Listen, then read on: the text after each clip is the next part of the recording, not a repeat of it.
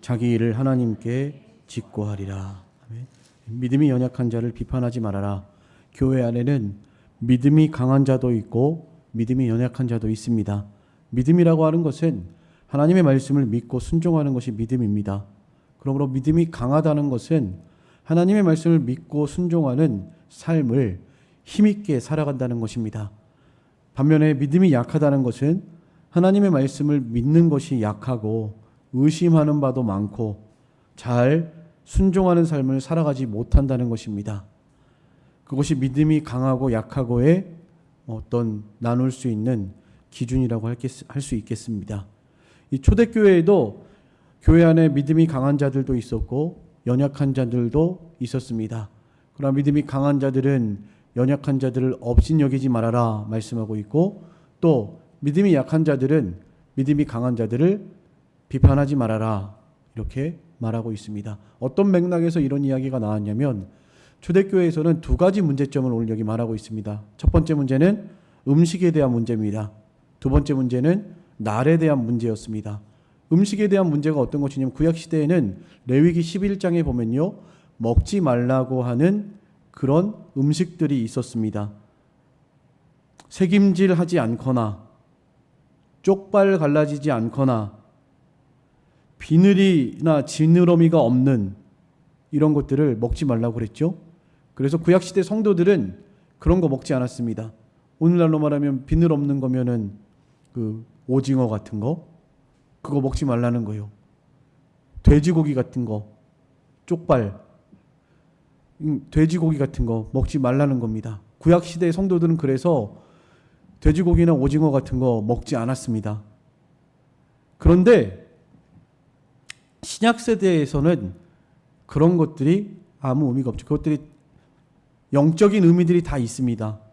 영적인 의미들이 다 있고 또 예수 그리스도를 예표하는 것들이 그 안에 의미가 들어 있습니다. 그렇기 때문에 구약시대의 어떤 제사나 의식이나 그런 음식법이나 날에 대한 토요 안식일 지키는 이런 날에 대한 문제들이 신약시대 예수님이 오신 이후에 우리는 예수 그리스도로 말미암아 복음으로 말미암아 믿음으로 구원받았고 믿음으로 죄용사함을 받았기 때문에 이러한 모든 예수 그리스도를 예표하고 바라보던 모든 것들은 폐해지고 무익하고 없어지게 된 것입니다. 그래서 오늘날 신약시대에는 우리는 토요 안식일 지키지 않고요, 또 오늘날 우리 신약시대의 우리 성도들은 제사 드리지 않습니다. 왜냐하면 그 피가 예수 그리스도를 의미하고 예수 그리스도의 피를 의미하니까요. 이미 예수님이 오셔서 피 흘려주셨는데 또 다시 우리가 왜 제사를 드려야 합니까? 단번에 예수님이 제사를 드려주셨는데 우리는 그래서 예수 그리스도의 피를 믿음으로 제사 드리는 것이고요. 구약시대에 먹지 말라고 했던 짐승들 마찬가지입니다. 우리는 오늘날 믿음으로 감사함으로 먹으면 그것이 다 하나님께 받으신다. 6절 말씀에 한번 읽어보겠습니다. 6절 같이 읽겠습니다. 6절 시작. 나를 중히 여기는 자도 주를 위하여 중히 여기고 먹는 자도 주를 위하여 먹으니 이는 하나님께 감사하며 먹지 않는 자도 주를 위하여 먹지 아니하며 하나님께 감사하느니라. 감사함으로 하면 된다는 거예요. 감사함으로. 하나님의 은혜, 믿음으로, 감사함으로 그렇게 먹을 수 있다는 것입니다. 여기서 말하고 있는 먹는 자들이 믿음이 강한 자예요. 그러면 왜 먹지 않는 자들을 믿음이 약하다고 지금 말하고 있는가? 이들은 하나님의 말씀을 따라가기보다 전통을 따라가고 습관을 따라가고 있기 때문에 그렇습니다. 날 때부터 이 사람들은 돼지고기 안 먹고 오징어 안 먹었습니다. 날 때부터 할례를 행했고요. 날 때부터 토요 안식일을 지켰고요. 날 때부터 그렇게 신앙생활을 해왔어요. 그러니까 예수님이 오신 다음에 갑자기 신앙생활을 완전히 바꿔야 하니까 어색한 거예요. 뭔가 불안한 거예요. 무엇이 말씀이 옳은지 분별하지 못하는 것입니다. 그러니까 과거의 그냥 전통대로 습관대로 나는 그렇게 신앙생활 하겠다라는 것입니다. 이 문제 때문에 어떤 사람은 돼지고기 오징어 먹고 어떤 사람은 돼지고기 오징어 안 먹고 누가 옳으냐, 네가 옳으냐, 내가 옳으냐 이런 문제가 교회 안에서 생겼다는 거예요. 그래서 믿음이 강한 자들은 너희도 왜 그것도 먹지 못하느냐? 이미 예수님의 보혈의 피로 우리의 모든 죄를 사해줬고 그런 모든 구약의 의식들은 폐해줬는데 왜 아직도 전통에 얽매여서 그렇게 말씀 아닌 것을 마치 옳은 것처럼 그렇게 따라가고 있느냐라고 하면서 약간 멸시하는, 믿음 없는 사람들이라고 멸시하는 그런 분위기가 있었던 것이고요. 반대로 믿음이 약하다고 이렇게 표현하고 있는 유대인들은 야 너희들은 왜 말씀대로 하지 않느냐 이거죠. 말씀대로 너희들은 왜 비늘 없는 고기 먹지 말라고 그랬는데 왜 너희들은 오징어 먹느냐? 쪽발 갈라지는 거 먹지 말라고 그랬는데 왜 너희들은 돼지고기 먹느냐? 왜 너희들은 주의를 지키느냐? 토요 안식일을 지켜야지. 이렇게 이 유대인들, 특히 유대인들을 중심으로 해서 어렸을 때부터 신앙생활하던 그 유대교 안에서의 어떤 전통과 습관이 몸에 젖어 있던 그런 사람들을 중심으로 해서 이상하게 생각을 하는 거죠. 비판하는 것입니다. 왜 말씀대로 하지 않느냐라고 비판하는 것입니다. 이런 현상이 이 초대교회에 나타났던 것입니다. 그러나 우리가 분명히 알아야 할 것은 먹지 않건 먹건 그건 진리 문제가 아니고요. 진리는 오직 예수 그리스도의 피, 예수님을 믿음으로 말미암아 구원받는 것이니까 그 은혜에 감사하면서 감사함으로 해야 합니다. 찬양을 할 때도, 기도를 할 때도, 예배를 드릴 때도. 찬송가만 해야 하는가? 그것도 옳지 않습니다. 하나님 앞에 믿음으로, 감사함으로 하나님을 높이고 마음과 정성을 다해서 신령과 진정으로 찬양하고 있다면 그 사람의 찬양은 얼마든지 받아주세요. 그러나 거룩 찬송가만 한다고 해서 그 사람 마음은 콩밭에 가 있고 입술로만 찬양한다면 그 찬양은 하나님이 받지 않으실 것입니다. 함께 찬양하면서도 서로 비판하고 미워하고 있다면, 그렇게 앉아 있다면 하나님이 그 찬양을 받지 않으실 것입니다. 어린아이와 같이 순전한 마음으로 입술을 열어서 온 마음과 정성을 다해서 하나님께 힘써서 찬양할 때 하나님께서는 그런 찬양을 받으시는 거예요. 이런 핵심이 6절입니다. 핵심. 감사함으로, 하나님께 감사함으로 하라는 것입니다. 감사함으로, 믿음으로. 먹던 먹지 않건 먹어도 되고요. 안 먹어도 괜찮습니다. 찬송가만 하고 싶으면 찬송가만 하면 되는 것입니다. 감사함으로 대신에 온 마음과 정성을 다해서 하나님을 높이고 찬양하는 찬송을 드려야죠. 찬송이라고 하는 원어가 하나님을 높이는 것입니다. 하나님께만 높이는 거예요. 사실 찬송가 안에도 하나님만 높이는 찬송 고르면 몇 개 되지 않습니다. 다 자기를 위로하고 자기의 신앙을 고백하고 어떤 이런 고난 중에 하나님의 위로를 간구하고 이런 것들은 사실은 엄밀히 말하면 찬송이라고 할 수 없죠. 하나님을 온전히 높이고 경배하는, 하나님께만 영광을 돌리는, 하나님의 이름을 높이는 이런 것이야말로 찬송이라고 할 수가 있겠습니다. 오늘 우리 아까 부르셨던 죽임당하신 어린 양, 죽임당하신 어린 양에게 찬송과 존귀와 영광을 올려드리는 것, 이런 가사의 내용들이 찬송이라고 할 수가 있는 것입니다. 어쨌든 중요한 것은 괜찮다는 거죠. 그렇게 하든 이렇게 하든 감사함으로 믿음으로 온 마음과 정성을 다해서 한다면 그것은 옳은 일이라는 것입니다. 날에 대한 문제도 마찬가지입니다. 구약시대에는 토요일 날만 지키다가 예수님이 오신 다음에, 부활하신 다음에, 승천하신 다음에, 오순절 성령이 강림하신 다음에 주일을 지켰거든요. 초대교회 성도들이 다 주일을 지켰습니다. 안식 후 첫날 주일날에, 토요 안식일 지나서 안식 후 첫날 주일날 모여서 예배드리고 그렇게 신앙을 지켰습니다. 갑자기 날이 바뀌었으니까 그 유대교 사람들은 왜 너희들은 주일날 예배드리냐, 일요일날 왜 예배드리느냐, 토요일날 예배드려야지, 이렇게 말할 수 있다라는 것이죠. 네.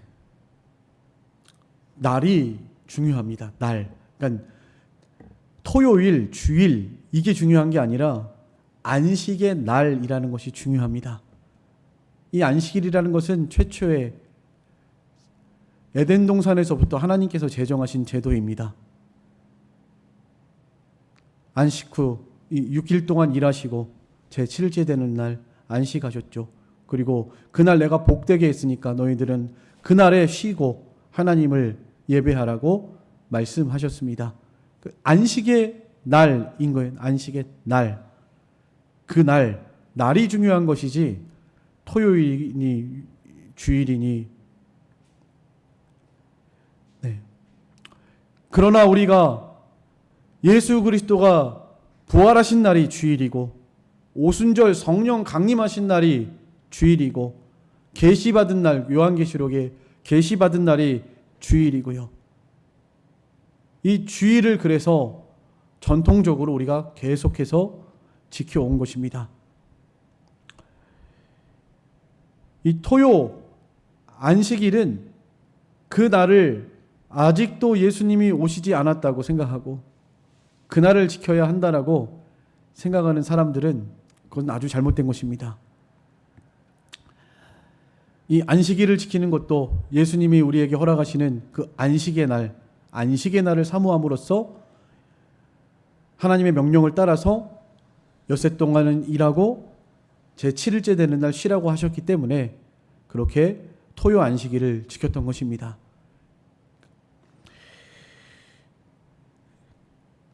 히브리서 7장 18절 한번 찾아보시겠습니다. 히브리서 7장 18절입니다. 제가 읽겠습니다.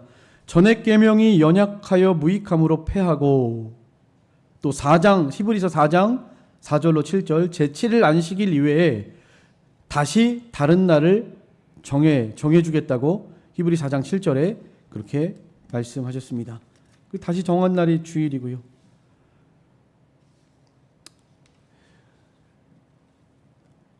이 주일은 성부, 성자, 성령 삼위 하나님께서 안식과 은혜와 복을 주시는 날입니다. 그러므로 우리가 주일을 지키는 것이 성경적이고 옳습니다. 성도 간에 이런 진리 문제가 아닌 것 때문에 다투고 남을 판단하고 업신여기는 것, 이것은 잘못된 것입니다. 믿음이 강한 자는 약한 자를 업신여기지 말고 관용하면서 붙들어주고 또 강해질 수 있도록 옆에서 도와줘야 하는 것이고요. 약한 자들은 강한 자들을 판단하거나 정죄해서는 안 됩니다. 그러므로 바울은 믿음이 연약한 자들을 비판하지 말고 받아주어야 한다고 이렇게 말씀하고 있는 것입니다. 이 받아주라는 의미는 넓은 마음으로 관용하고 믿음이 자라나도록 도와줘야 한다는 것입니다. 받아주라. 믿음이 연약한 자를 너희가 받아주라. 그리고 그들의 이 의견을 비판하지 말아라. 우리가 교회 안에서 이게 굉장히 중요합니다. 서로 비판하고 정죄하고 네가 옳으네 내가 옳으네 진리 문제도 아닌 거 가지고 그렇게 피 튀기게 싸울 필요가 없는 것이죠. 그렇게 할 이유도 없고요.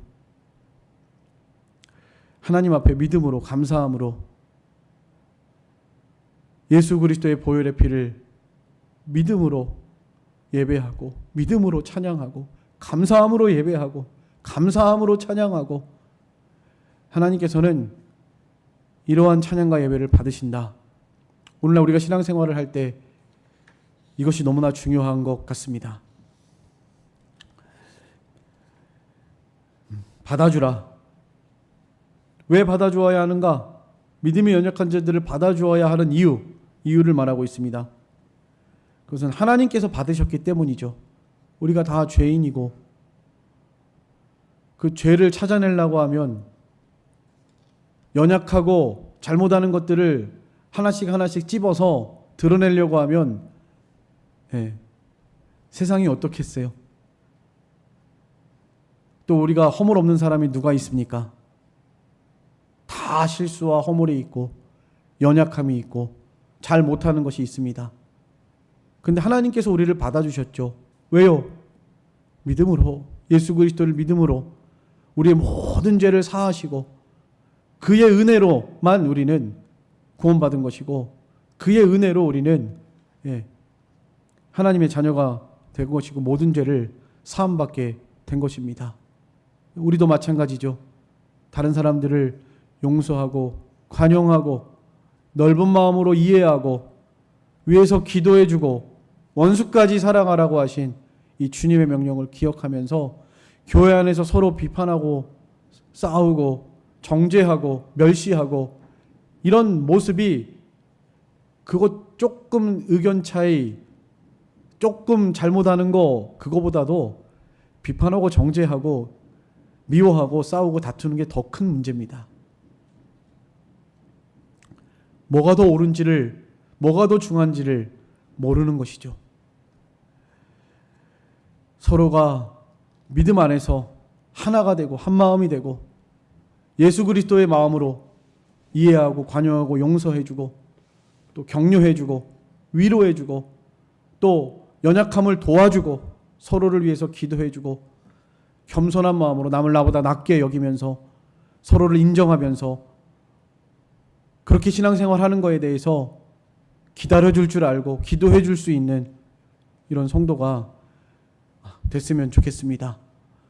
처음 나온 성도에게 주일날 오전 오후 다 지키고 수요일도 다 지키고 새벽 예배까지 다 나오라고 그럴 수 없는 것처럼요. 왜 11조 생활 안 하냐? 그렇게 말할 수 없는 것처럼요. 우리가 그거 자체가 진리 문제가 아니잖아요. 우리는 예수 그리스도 안에서 우리 모든 죄를 사함받았습니다. 율법을 지켜서 구원받는 것이 아니에요. 다만 모든 죄를 사함받았기 때문에 얼마나 더 감사하느냐, 얼마나 주님을 더 아느냐에 따라서 신앙생활이 점점 자라나게 되는 것이죠. 못한다고 해서 그것을 우리가 정죄해서는 절대로 안 됩니다. 옳지 않아요. 기다리고 위에서 기도해주고 잘 격려하고 넓은 마음으로 이해하고 포용하고 신앙을 잘 이끌어 나갈 수 있어야 합니다. 그것이 중요하다는 것입니다. 하나님이 우리를 받으셨다는 것을 꼭 기억했으면 좋겠습니다. 자신은 처음부터 잘했습니까? 지금은 잘하고 있습니까? 만약에 나는 처음부터 잘했고요. 지금은 내가 정말 잘하고 있습니다. 나는 옳고요. 당신은 틀렸습니다. 이렇게 생각하시는 분이 계신다면 두렵습니다. 우리는 언제나 스스로 높아지지 말고 하나님 앞에 겸손한 사람이 되어야 하고요. 죄인 중에 괴수라는 것을 잊어버리지 말고요. 사랑이 모든 율법의 완성이라는 것을 기억하시면서 그렇게 신앙생활 하시는 우리가 됐으면 좋겠습니다. 세우시는 권능이 하나님께 있기 때문입니다. 우리를 세우신 분도 하나님, 내가 이만큼 신앙생활 할 수 있었던 것도 하나님의 은혜죠. 내가 뭐 잘해서 그렇게 된 건가요? 나의 나 된 것은 하나님의 은혜죠. 나도 하나님이 은혜 주시지 않았다면 여전히 저 개인적으로도 아마 지금 군생활 이제 상사 원사 됐겠네요. 네. 이제 곧 전역할 날 기다리면서 그렇게 살고 있을 것 같습니다.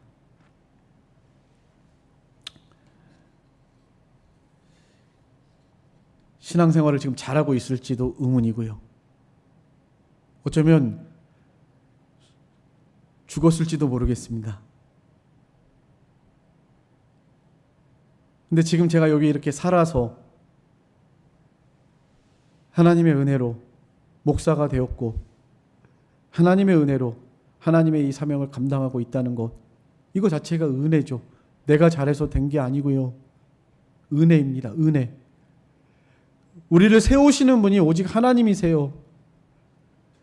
하나님께서 우리를 세우시기 때문에 우리는 항상 은혜 아래서 겸손해야 합니다. 또 다른 사람들도 잘 못해도요, 은혜 주시면 잘할 수 있다. 앞으로 하나님께서 저 사람에게 은혜 주시면 저 사람이 변화되고 하나님이 귀한 일꾼으로 사용하실 수 있다 하는 기대와 소망을 가지시면서 기도해 주셔야 합니다. 잘 못한다고 멸시하고 무시하고 정죄하고 비판하는 것 옳지 않습니다. 그것이야말로 더 악한 행위입니다. 우리가 믿음이 연약한 자들을 받아주어야 하는 이유, 하나님이 우리를 받아주셨고 세우시는 권세가, 권능이 하나님께 있기 때문이라는 것 기억하시면서 두렵고 떨리는 마음으로, 겸손한 마음으로 하나님 앞에 서는 저희들의 신앙생활 되셨으면 좋겠습니다. 모든 일을 주님을 위해서 감사함으로 하셔야 합니다. 오늘 이 전체 맥락 중에서 가장 핵심이 6절이에요. 6절. 6절 다시 한번 읽어보겠습니다. 시작. 나를 중히 여기는 자도 주를 위하여 중히 여기고 먹는 자도 주를 위하여 먹으니 이는 하나님께 감사함이요 먹지 않는 자도 주를 위하여 먹지 아니하며 하나님께 감사하느니라. 네, 감사함으로 하면 돼요. 모든 일에 주님을 위해서, 사나 죽으나 주님을 위해서, 먹든지 마시든지 무엇을 하든지 주님의 영광을 위해서 믿음으로 한다면 그것은 옳습니다. 양심을 쓰지 않는 것이 나쁜 거죠. 자기 양심을 팔고 양심에 거리끼면서도 하는 것, 그것은 옳지 않습니다. 그러나 잘 모를 때는 그럴 수 있으니까요. 이해해 주시고 기도해 주시고 기다려 주시고 그렇게 넓은 마음을 품고 관용하고 서로를 잘 이끌어 줄 수 있는 그런 저희들의 신앙생활이 되셨으면 좋겠습니다. 우리 모두가 하나님의 심판대 앞에 서게 됩니다. 우리는 항상 하나님 앞에, 심판대 앞에 설 것을 기억하면서 두렵고 떨리는 마음으로 살아가는 우리 모든 성도들 다 되시기를 간절히 소망합니다. 오늘 말씀의 핵심, 비판하지 말아라. 형제를, 연약한 자들을 비판하지 말아라. 멸시하지 말아라. 감사함으로, 믿음으로 사나 죽으나 주님을 위해서 하라. 이것을 꼭 기억하시면서 우리 신앙생활하는 가운데 최고의 강령인 이 사랑의 법을 놓치지 않을 수 있는 우리 모든 성도들 다 되셨으면 좋겠습니다. 기도하겠습니다.